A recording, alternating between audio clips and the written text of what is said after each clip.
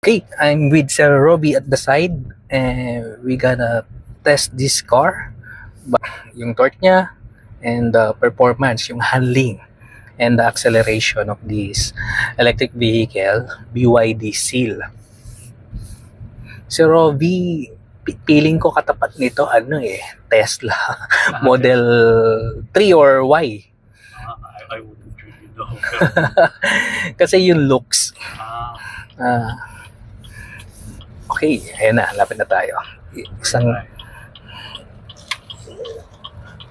Alright. Welcome to Go E-Vehicle, your go-to channel for electric vehicles, including the latest trends, update, insightful discussion, and EV reviews. So again, ito yung Accelerating uphill. Uphill. Then stay on the left and drive the chicane. Feel handling. Alright. Okay.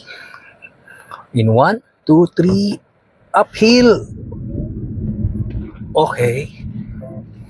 Ito yung handling. Oh.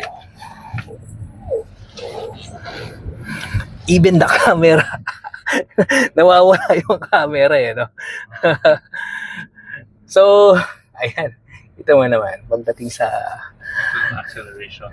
Ayan, kita niyo naman yung handling, no? So kayang-kaya. So, hindi tayo maano rito. Okay.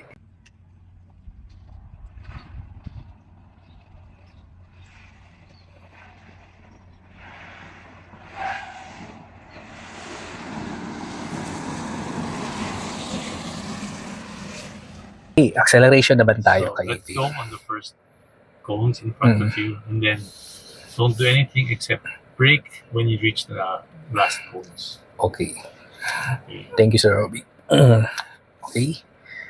In 1, 2, 3, go!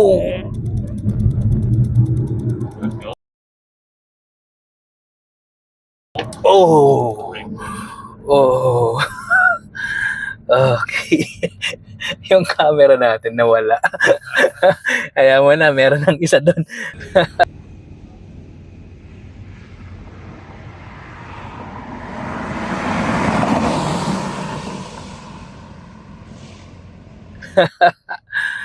Oh. Okay, sarap talaga mag-drive ng electric. Seamless. Quiet, yes. No stress. Walang stress. You can talk normally. Oo nga.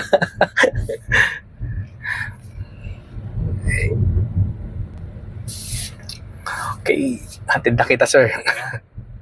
Just turn right sa cones. Ngayon lang ako natuto mag-drive, sir. Diba? Ako, kunyari itong marunong. Kunyari lang.